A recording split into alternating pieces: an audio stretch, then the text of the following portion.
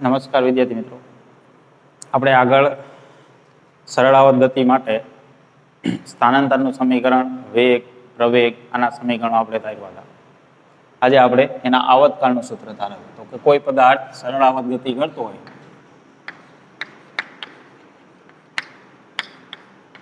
તો એના માટે આવતકાળ એનું સમીકરણ તારવીએ. તો ધારો કે આપણે કોઈ એક ગતિ સરળાવત ગતિ લઈ લઈએ કે ધારો કે x બરાબર a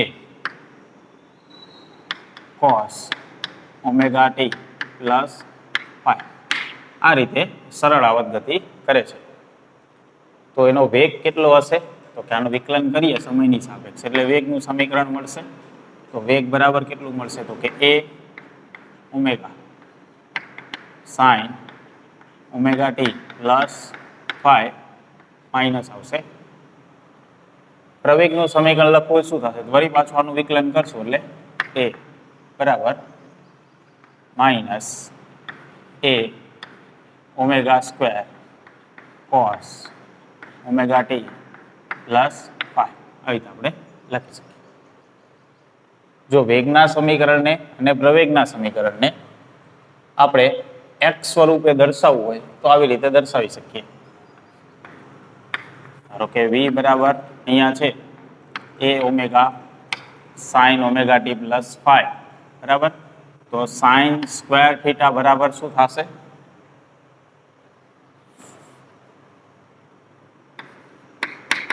સાઇન થીટા બરાબર લખો તો આવી રીતે લખી શકીએ વર્ગમૂળની અંદર 1 માઇનસ કોસ સ્ક્વેર થીટા હવે લખી શકાય.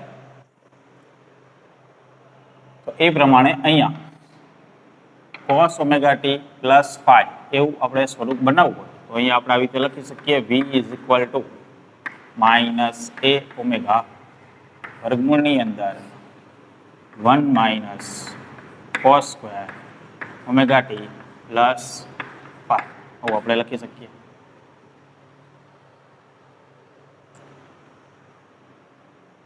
તો અહીંયા આપણે હવે a ને અંદર જવા દઈએ તો આવી રીતે આપણે લખી શકાશે v બરાબર માઇનસ ઓમેગા વર્ગમૂળની અંદર અહીંયા આવશે a સ્ક્વેર માઇનસ અહીંયા આવશે a square cos square omega T plus pi આ રીતે થશે.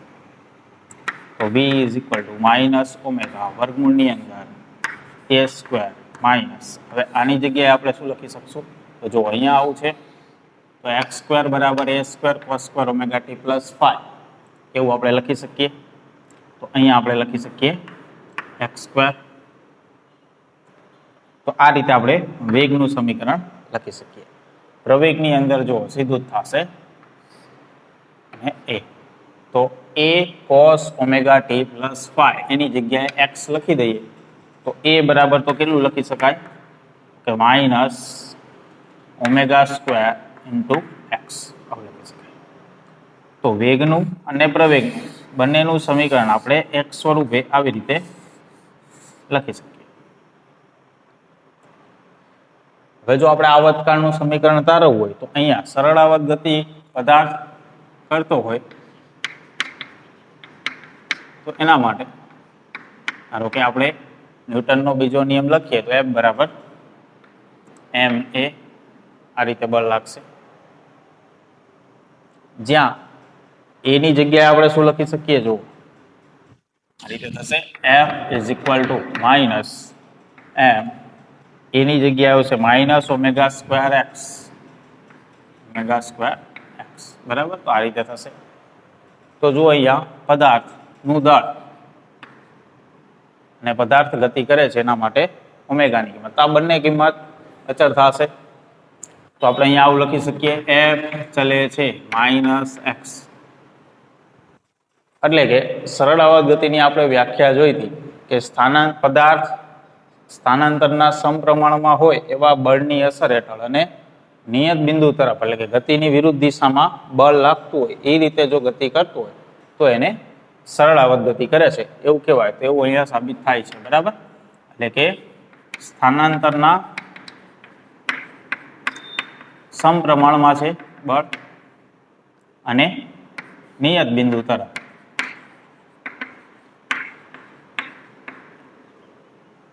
બંનેનું પાલન થયું આ ગતિ માટે, એટલે પદાર્થ સરળ આવત ગતિ કરે છે એવું કહી શકીએ. તો આની જગ્યાએ આપણે અચળાંક લઈએ તો આવું લખી શકીએ f બરાબર માઇનસ કે એક્સ સપ્રમાણતા કાઢીએ તો અચળાંકની કિંમત આની સાથે આપણે સરખાવીએ તો શું થશે કે બરાબર m ઓમેગા સ્ક્વેર. તો અહીંયા ઓમેગા સ્ક્વેર બરાબર કેટલું થશે તો કે k ના છેદમાં m બરાબર આ રીતે થશે. તો ઓમેગા બરાબર કેટલું થશે વર્ગમૂળની અંદર k ના છેદમાં m. હવે જો આપણે આવતકાળનું સૂત્ર જોતું હોય તો ઓમેગાની જગ્યાએ શું લખાય તો કે ઓમેગા બરાબર 2π/t આવું થશે. એ કિંમત આપણે અહીંયા લઈએ એટલે આવી રીતે થશે 2π/t ઇઝ ઇક્વલ ટુ વર્ગમૂળની અંદર k ના છેદમાં m આવું થશે. તો t બરાબર કેટલું થશે તો કે આ બાજુ જશે આ બંને આ બાજુ આવશે બરાબર. તો 2π વર્ગમૂળની અંદર m ના છેદમાં k. આ થઈ ગયું આવતકાળનું સૂત્ર. તો k એટલે શું છે તો કે f ચલે છે x, તો એમાં જે આપણે અચળાંક લઈ છે એ k છે બરાબર. અહીંયા તો આવતકાળનું સૂત્ર સરળ આવત ગતિ માટે થઈ ગયું 2π √m ના છેદમાં k, અને ઓમેગાનું સમીકરણ શું થઈ ગયું વર્ગમૂળની અંદર k ના છેદમાં m. અહીંયા બંને ઉલટું છે, અહીંયા m ના છેદમાં k છે, અહીંયા k ના છેદમાં m છે. તો સરળ આવત ગતિ માટે આવતકાળનું સૂત્ર આપણે આવી રીતે મેળવી શકીએ. હવે આપણે આના ઉપરથી x નું સમીકરણ તારવવું હોય તોય તારવી શકાય બરાબર. આવી રીતે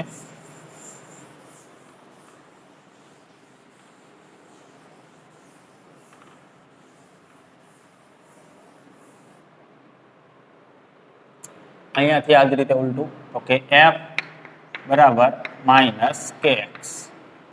તો k એટલે કેટલું તો કે માઇનસ k ની કિંમત થશે m omega square into x. તો પ્રવેગ કેટલો તો પ્રવેગ બરાબર થશે માઇનસ ઓમેગા સ્ક્વેર x બરાબર. આ પ્રવેગ જ થશે f બરાબર ma. તો પ્રવેગની કિંમત આ થશે. તો અહીંયા જો હવે આપણે x નું સમીકરણ તારવવું હોય તો એના માટે આપણે બંને બાજુ સંકલન કરીએ બરાબર.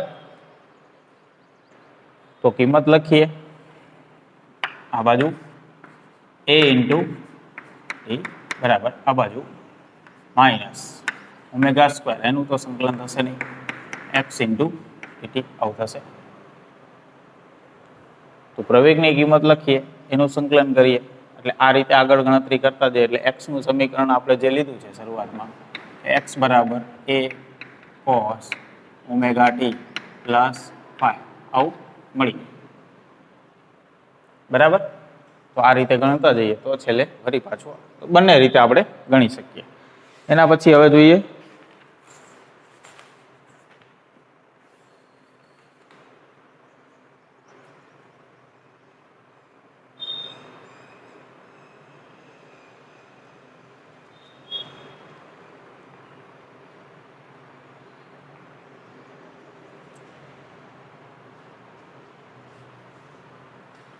ઉર્જા વિશે.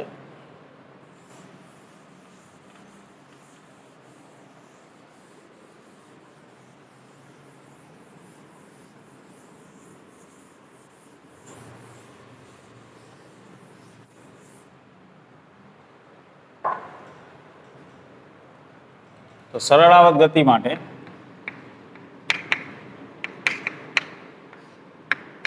ગતિ ઉર્જા, પદાર્થની સ્થિતિ ઉર્જા અને યાંત્રિક ઉર્જા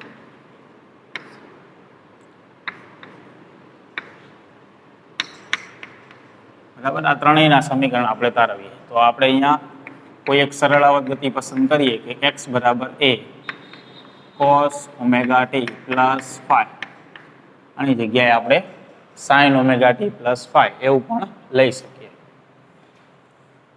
તો ગતિ ઉર્જાનું સમીકરણ આપણે મેળવવું હોય તો ગતિ ઉર્જાનું સૂત્ર શું થશે? તો કે k = 1/2 mv². એટલે કે આપણે વેગ જોશે તો વેગનું સૂત્ર શું થશે? v બરાબર તો કે a આનું વિકલન કરીએ એટલે a omega sin omega T plus phi અને માઇનસ. તો વેગનું સમીકરણ અહીંયા લખી દઈએ તો આપણને ગતિ ઉર્જાનું સમીકરણ મળી જાય. તો k = 1/2 m v² છે એટલે આખાનો સ્ક્વેર થશે એટલે શું થશે? a² omega square sin square omega T plus phi આવું થશે. તો જો અહીંયા m અને ઓમેગા સ્ક્વેર આવે છે તો આપણે k બરાબર m ઓમેગા સ્ક્વેર આવું થયું તો એ આપણે લખી શકીએ. તો ગતિ ઉર્જા એટલે capital K = 1/2 small k a² sin square omega T plus phi આવું થશે. તો જો અહીંયા ગતિ ઉર્જાના સમીકરણની અંદર sin સ્ક્વેર આવે છે બરાબર, તો અહીંયા આપણે સમય સાથે કિંમત મેળવીએ જુદા જુદા સમય. તો ગતિ ઉર્જા જે છે એ આપણે આ રીતે વિચાર્યું તો કે ધારો કે પદાર્થ આ રીતે સરળ આવત ગતિ કરે છે. આ માઇનસ છે, આ પ્લસ a સ્થાન અને આ મધ્યમાંશ સ્થાન 0. તો વેગ અહીંયા મેક્સિમમ હોય, અહીંયા 0 હોય અને આ છેડે પણ 0 હોય. એટલે કે પદાર્થ ગતિ કરતો હોય મધ્યમાંશ સ્થાને વેગ સૌથી વધારે હશે, છેડે જશે એટલે વેગ 0 થઈ જશે. ફરી પાછો મધ્યમાંશ સ્થાને આવશે એટલે વેગ મહત્તમ થશે. ફરી આ બાજુના છેડે જશે એટલે વેગ 0 થઈ જશે. ફરી પાછો અહીંયા આવશે એટલે વેગ મેક્સિમમ થશે. તો આ રીતે ગતિ કરશે તો આપણે એવું કહી શકીએ કે અહીંયા છેડા પાસે ગતિ ઉર્જા જે છે એ 0 થશે, કેમ કે વેગ 0 થશે. વેગ 0 થાય તો ગતિ ઉર્જા 0 થઈ જાય. એ જ રીતે અહીંયા પણ ગતિ ઉર્જા 0 થશે અને અહીંયા ગતિ ઉર્જા મેક્સિમમ થશે, કેમ કે વેગ સૌથી વધારે મધ્ય સ્થાને હશે. તો ગતિ ઉર્જા અહીંયા 0 થાય, વળી પાછી મહત્તમ થાય, વળી પાછી અહીંયા 0 થાય, વળી પાછી મહત્તમ થાય. તો આખી ગતિનો આવતકાળ આપણે t જેટલો કહીએ, આખી ગતિનો આવતકાળ આપણે t જેટલો કહીએ તો ગતિ ઉર્જાનો આવતકાળ કેવો હોય તો કેટલો થાય?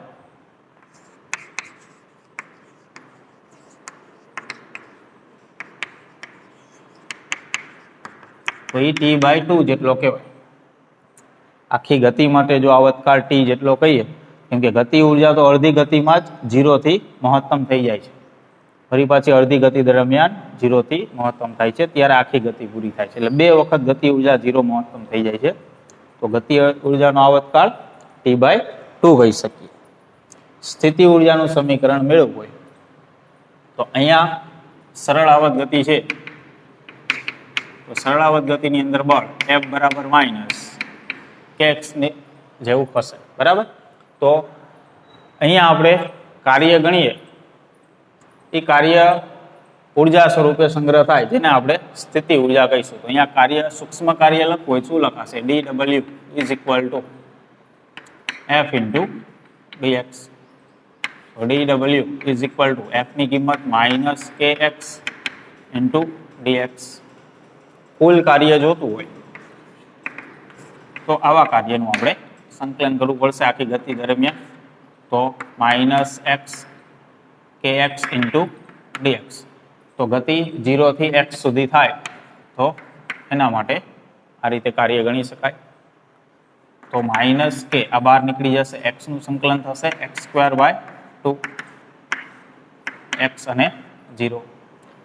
લિમિટ મૂકશું તો કેટલું આવશે? -k x²/2 આવું થશે.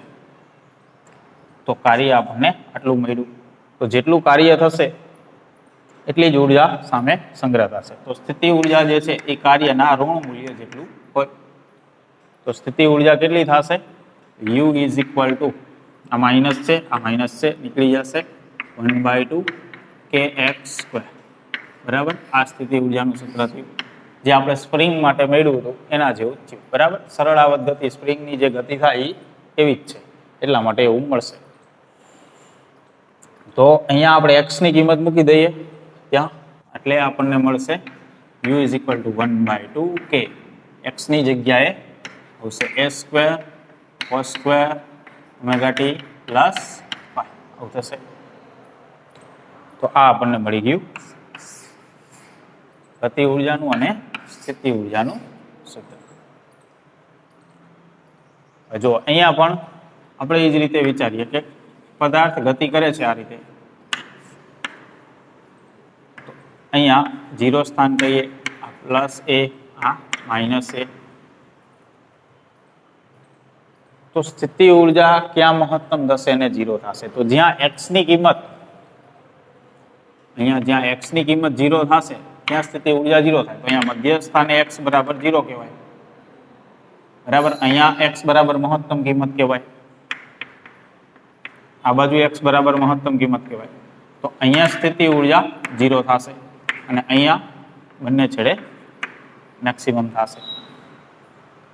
તો પદાર્થ આ રીતે ગતિ કરશે તો સ્થિતિ ઉર્જા મધ્યમાં 0 હશે પદાર્થની, અને છેડા ઉપર સ્થિતિ ઉર્જા મહત્તમ થશે. એક્ઝેક્ટ આના કરતા ઉલટું, છેડા ઉપર ગતિ ઉર્જા 0 થાય છે, મધ્યમાં મહત્તમ થાય છે, એની જગ્યાએ અહીંયા મધ્યમાં સ્થિતિ ઉર્જા 0 થશે અને છેડા ઉપર સ્થિતિ ઉર્જા મેક્સિમમ થશે. તો સ્થિતિ ઉર્જાનો આવતકાળ કેટલો કહેવાય?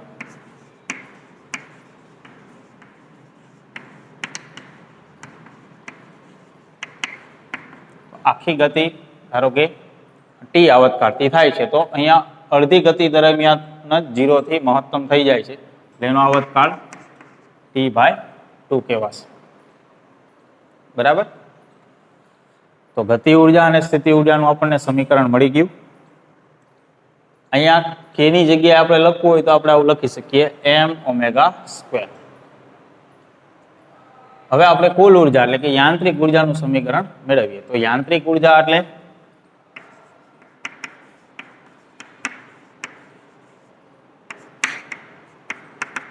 કે ગતિ ઉર્જા પ્લસ સ્થિતિ ઉર્જાનો સરવાળો એટલે યાંત્રિક ઉર્જા થશે. E ઇઝ ઇક્વલ ટુ ગતિ ઉર્જાનું સમીકરણ કેટલું છે કે 1/2 k²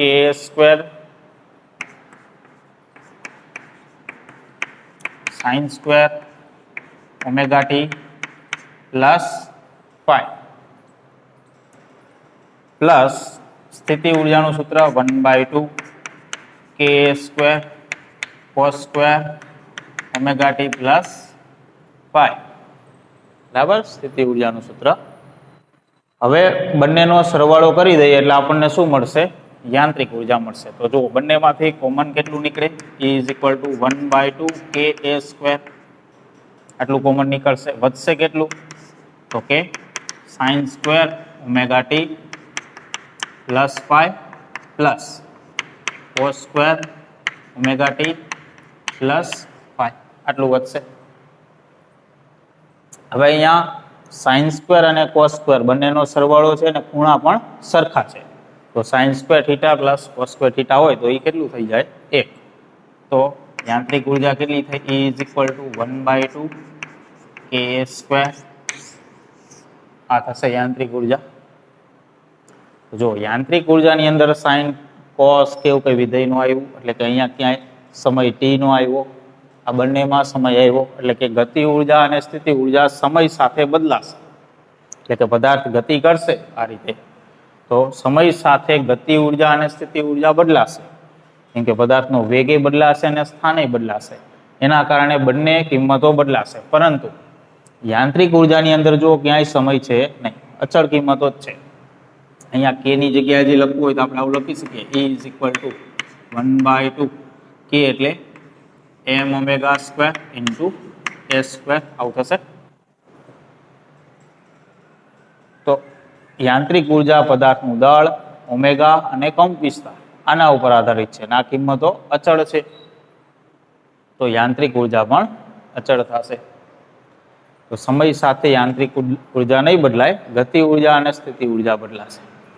તો આ બંને કિંમત બદલાય તો એના માટે આપણે જો ગ્રાફ દોરવો હોય કે અંતર સાથે સ્થિતિ ઉર્જા અને ગતિ ઉર્જા કેવી રીતે બદલાય છે એ, અને સમય સાથે ગતિ ઉર્જા અને સ્થિતિ ઉર્જા કઈ રીતે બદલાય છે, આ બંને માટે જો આપણે ગ્રાફ દોરવો હોય તો પહેલા આપણે અંતર માટે દોરીએ.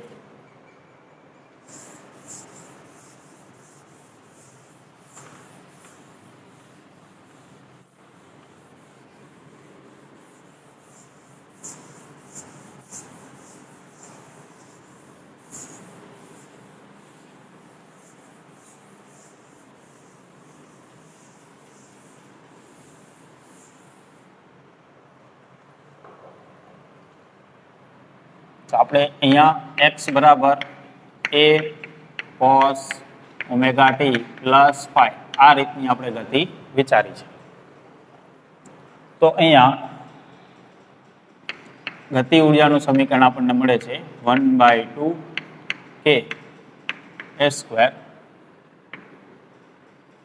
sin square omega t plus phi. ગતિ ઉર્જાનું સમીકરણ આ રીતે મળે છે. સ્થિતિ ઉર્જાનું સમીકરણ મળે છે 1/2 k s² cos square omega t plus phi. બરાબર. તો હવે આના માટે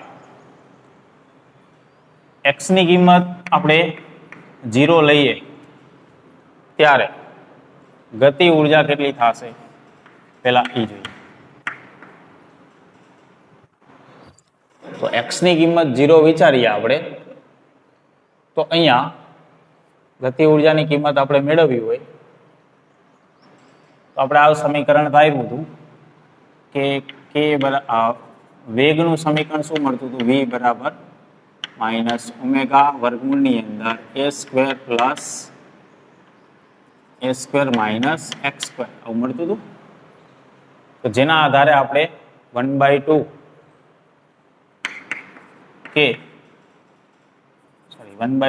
m v² એટલે આનો વર્ગ કરીએ તો શું થાય, omega square a² minus x² આવું થશે. એટલે આની જગ્યાએ k લખવું હોય તો આપણે લખી શકીએ. આવું સમીકરણ થશે. તો x બરાબર અહીંયા 0 લઈએ તો k બરાબર શું થશે, 1/2 m omega square into a².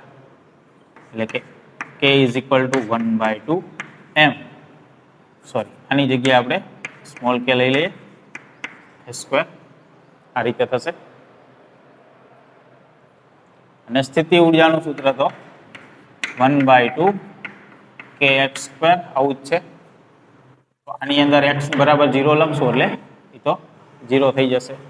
ગતિ ઉર્જા 1/2 kA² મળશે, સ્થિતિ ઉર્જા 0 મળશે. કઈ જગ્યાએ, x બરાબર 0 પાસે.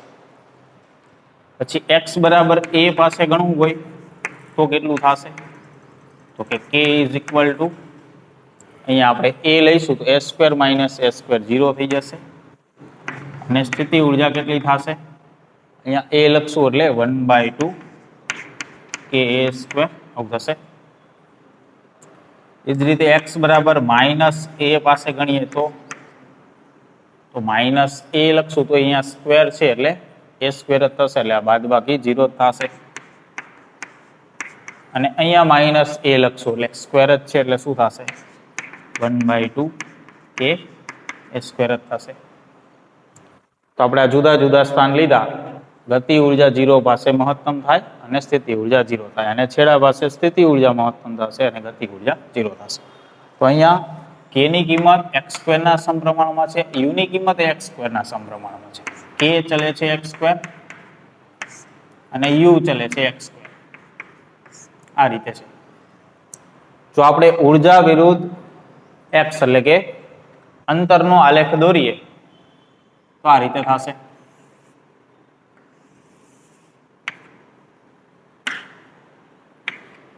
અહીંયા આપણે x લઈએ અને આ અક્ષ ઉપર ઉર્જા લઈએ. બરાબર. આ રીતે આપણે ગ્રાફ દોરીએ તો અહીંયા ગતિ ઉર્જા અંતર સાથે વર્ગના સમપ્રમાણમાં છે અને સ્થિતિ ઉર્જા પણ અંતર સાથે વર્ગના સમપ્રમાણમાં છે. તો આવી રીતે હોય તો આલેખ કેવો આવે, પરવલય આકાર આવશે. પરવલય આકાર આવશે એના માટે આપણે જુદા જુદી કિંમતો આપણે આજે મેળવી છે એ પહેલા દર્શાવી દઈએ. તો પહેલા ગતિ ઉર્જા માટે આપણે દોરવું હોય તો x બરાબર 0 સ્થાને ગતિ ઉર્જા મહત્તમ થવી જોઈએ. બરાબર. તો x બરાબર 0 સ્થાન એટલે કે આ આ x બરાબર 0 સ્થાન છે. અહીંયા ગતિ ઉર્જા મહત્તમ થવી છે તો આપણે ધારી લઈએ અહીંયા k મેક્સિમમ થશે તો એક પોઈન્ટ એ આવશે ગતિ ઉર્જા માટે. પછી a પાસે અને માઇનસ a પાસે ગતિ ઉર્જા 0 થવી જોઈએ તો આ બાજુ ધન અક્ષ છે તો આ બાજુ આપણે લઈ લઈએ અહીંયા કે ધારો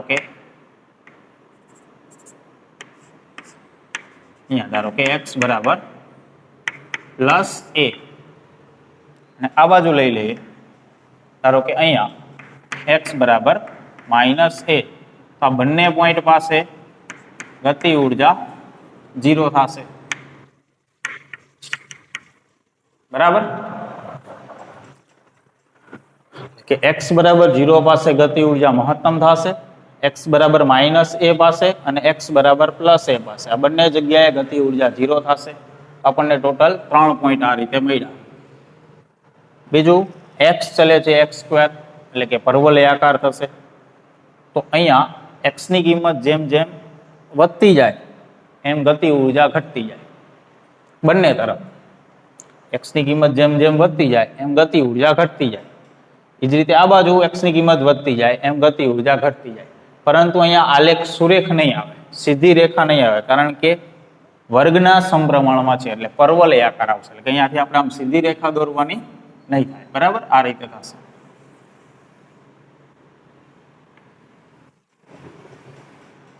આ રીતે ગ્રાફ થશે. એ જ રીતે સ્થિતિ ઉર્જા માટે આપણે દોરીએ તો x બરાબર 0 પાસે સ્થિતિ ઉર્જા 0 છે તો અહીંયા સ્થિતિ ઉર્જા 0 થશે. પછી x બરાબર a પાસે અને માઇનસ a પાસે સ્થિતિ ઉર્જા 1/2 ka² 1/2 ka² થશે. તો જો ગતિ ઉર્જા આપણે 1/2 ka² અહીંયા બતાવી મેક્સિમમ તો સ્થિતિ ઉર્જા અહીંયા જ બતાવવાની થાય એટલે કે આ જે સીધી રેખા છે આ કેટલી કિંમત બતાવે છે આ રેખા છે એ ઉર્જાની કિંમત બતાવે છે 1/2 ka² અને એ જ યાંત્રિક ઉર્જા છે આપણે મેળવ્યું હતું.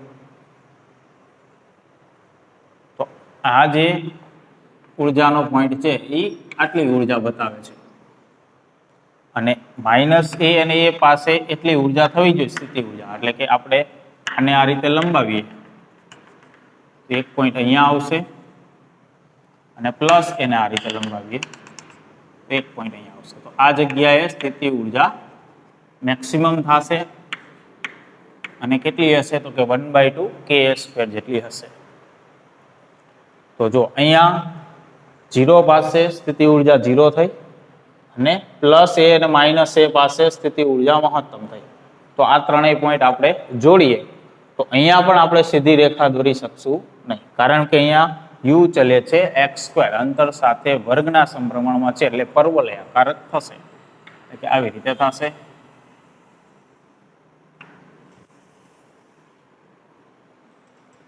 બરાબર તો અહીંયા પણ આપણે સીધી રેખા નહીં દોરી શકીએ આ રીતે થશે. તો આપણે જોઈ શકીએ છીએ આલેખની અંદર ગતિ ઉર્જાનો અને સ્થિતિ ઉર્જાનો આલેખ છે એ કઈ રીતે બદલાય છે તો કે x ની કિંમત ગતિ ઉર્જાની અંદર જેમ વધતી જાય એમ ગતિ ઉર્જા ઘટતી જાય છે અને x ની કિંમત જેમ વધતી જાય એમ સ્થિતિ ઉર્જા વધતી જાય છે. તો કોઈ એક સમય એવો આવે કે જ્યાં બંને કિંમત સરખી થાય તો એ આ છે અને એક્ઝેક્ટ અને આપણે આમ લંબાવીએ તો આનાથી અડધું થાય. આ જે ઉર્જાને આપણે E કહીએ તો અહીંયા થશે E/2 આ થશે. તો અહીંયા કઈ કિંમત આવશે x પાસે આ જગ્યાએ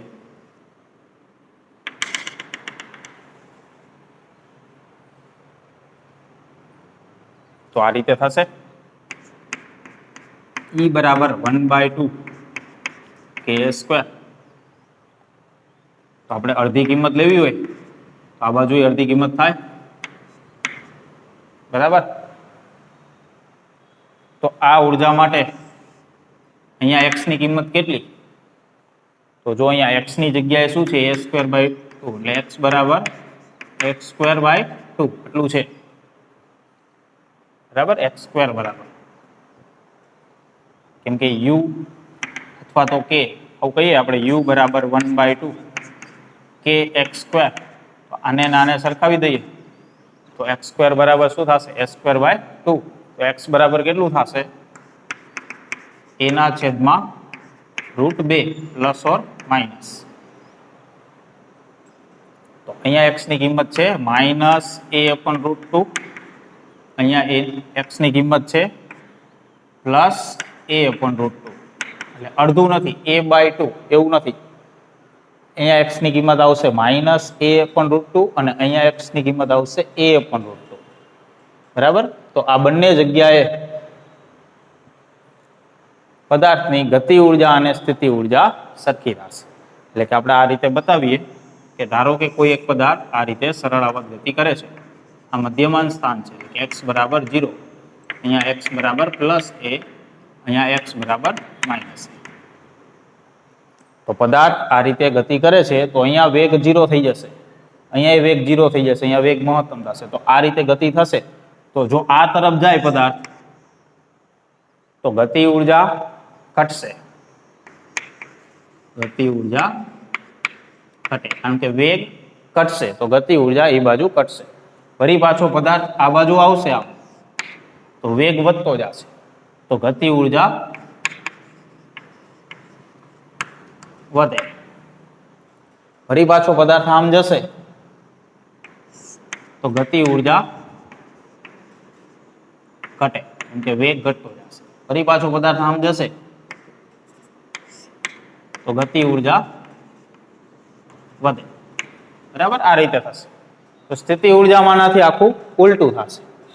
આમ જશે એમ ગતિ ઉર્જા સ્થિતિ ઉર્જા વધશે, ફરી પાછું આમ આવશે તો સ્થિતિ ઉર્જા ઘટશે. એટલે આનાથી આખું ઉલટું થશે એમાં.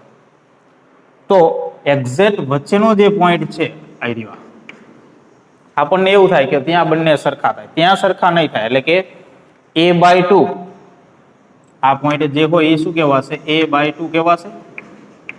તો અહીંયા આ જગ્યાએ ગતિ ઉર્જા અને સ્થિતિ ઉર્જા સરખી નથી થતી. કઈ જગ્યાએ થાય છે a/√2, a/2 એટલે કેટલું કહેવાય 0.5a આટલું કહેવાય.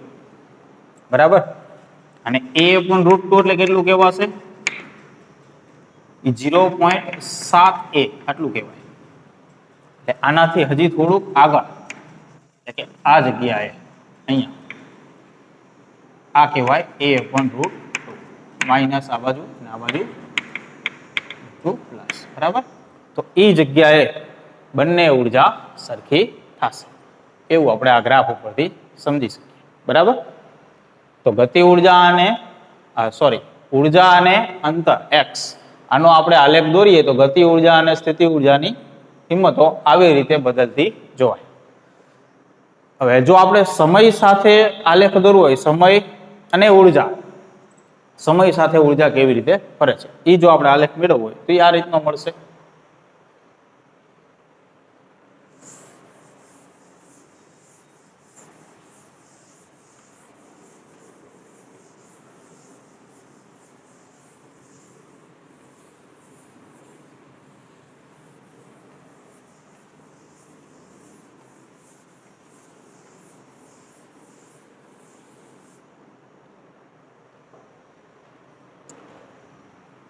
તો આપણે અહીંયા સમય લઈએ t બરાબર 0. તો t બરાબર 0 એ ગતિ ઉર્જા કેટલી થશે પેલા k = તો t બરાબર 0 અહીંયા લઈએ. બરાબર. તો અહીંયા 0 લઈશું, sin 0 થઈ જશે. સ્થિતિ ઉર્જા કેટલી થશે અહીંયા 0 લઈએ તો cos 0 1 થશે. બરાબર. એટલે u બરાબર 1/2 ka² એટલું મળશે. પછી સમય લઈએ t બરાબર t/4 સમય. તો t/4 સમયે ગતિ ઉર્જા કેટલી થશે અહીંયા t/4 સમય લઈએ. અહીંયા પ્રારંભિક કળા આપણે 0 લઈ લઈએ. બરાબર. બંને માટે phi = 0 એવું લઈ લઈએ. એટલે અહીંયા ઓમેગા t એટલું જ વધે, એટલે ગણતરી સરળતાથી થાય.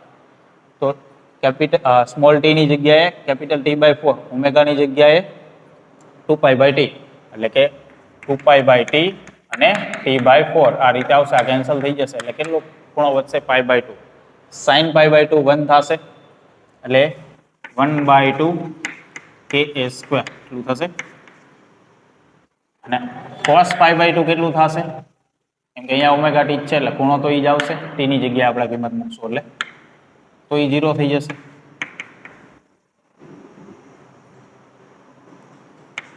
dt બરાબર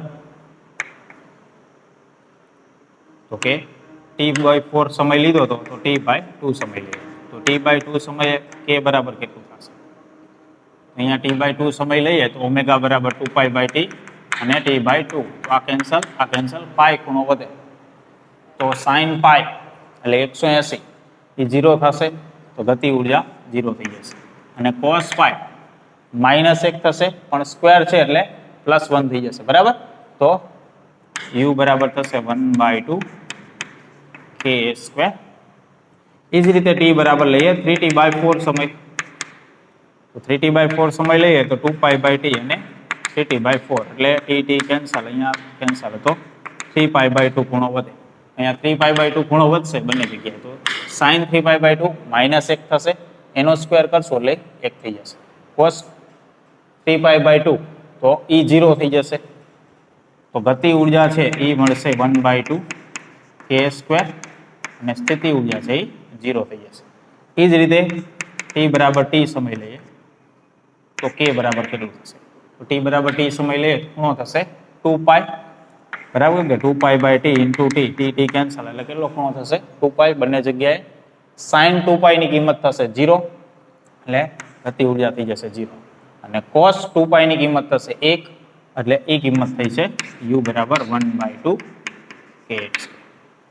તો જુઓ આપણે ગતિ ઉર્જા અને સ્થિતિ ઉર્જા બંને માટે અલગ અલગ સમયે મેળવી તો જ્યારે આ 0 થાય ત્યારે આ મહત્તમ થાય છે, આ મહત્તમ થાય છે ત્યારે આ 0 થાય છે, આ 0 થાય છે ત્યારે મહત્તમ થાય, માઇનસ કિંમતો આવતી નથી. તો સમય સાથે ગતિ ઉર્જા અને સ્થિતિ ઉર્જા નો જો આપણે આલેખ દોરવો હોય તો જો u અને t વચ્ચેનો સંબંધ જોવો તો sin વિધેય અને cos વિધેય છે અને સ્ક્વેર વાળા છે તો આલેખ sin અને cos જેવો જ આવશે પણ સ્ક્વેર છે એટલે આ રીતે થશે. અહીંયા આપણે આલેખ દોરવો છે ઉર્જા વિરુદ્ધ સમય t. તો ગતિ ઉર્જાનો આલેખ પહેલા દોરીએ t બરાબર 0 સમય ગતિ ઉર્જા 0. ધારો કે એક મહત્તમ કિંમત વિચારી લઈએ, અહીંયા છે e બરાબર 1/2 ka². બરાબર આ કિંમત છે, આ રીતે સીધી લાઈન દોરી દઈએ.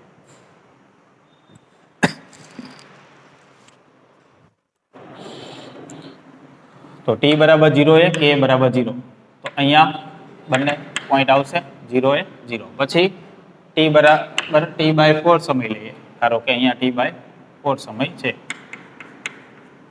પછી અહીંયા ધારો કે t/2 સમય છે, ધારો કે 3t/4 સમય, અહીંયા ધારો કે t સમય, હજી આગળ આપણે સમય એ રીતે લઈ શકીએ. તો t/4 સમયે મહત્તમ થવી જોઈએ કિંમત k ની એટલે કે આ પોઈન્ટ આવશે, અહીંયા k મેક્સિમમ થશે. પછી t/2 સમયે ફરી 0 થવી જોઈએ કિંમત એટલે આ પોઈન્ટ આવશે. ફરી 3t/4 સમયે મહત્તમ થવી જોઈએ કિંમત એટલે આ પોઈન્ટ આવશે. ફરી t સમયે ગતિ ઉર્જા 0 થવી એટલે આ પોઈન્ટ આવશે બરાબર. એટલે કે એક સમયે મહત્તમ, એક સમયે 0, મહત્તમ 0 એ રીતે. અને વિધેય સાઇન પ્રકારનું છે એટલે અહીંયા આલેખ સીધી રેખા નહીં આવે એટલે આ જ રીતે થશે.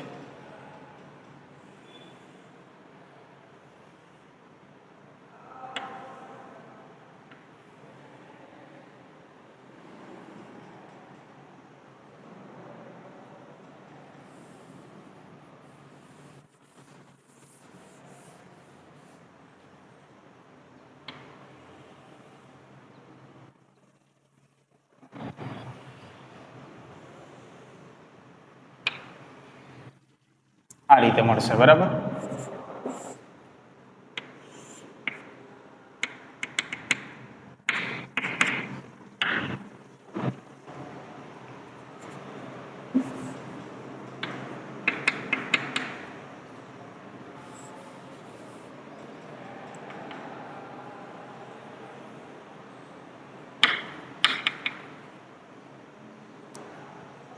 આ રીતનો ગ્રાફ મળશે આપણને.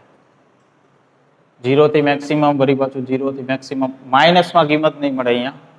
એ જ રીતે સ્થિતિ ઉર્જા માટે જો દોરવું હોય તો t બરાબર 0 સમયે સ્થિતિ ઉર્જા મહત્તમ છે, એટલે 0 સમયે જ અહીંયા સ્થિતિ ઉર્જા મેક્સિમમ થશે.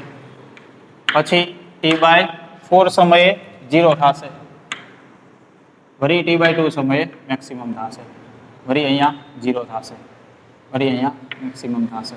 આ રીતે જ મળશે, કેમ કે જ્યાં ગતિ ઉર્જા મહત્તમ થશે ત્યાં સ્થિતિ ઉર્જા 0 થાય છે. જો જ્યાં ગતિ ઉર્જા મહત્તમ થાય સ્થિતિ ઉર્જા 0, જ્યાં ગતિ ઉર્જા 0 થાય ત્યાં સ્થિતિ ઉર્જા મેક્સિમમ. તો આ લેખ આ રીતે મળશે.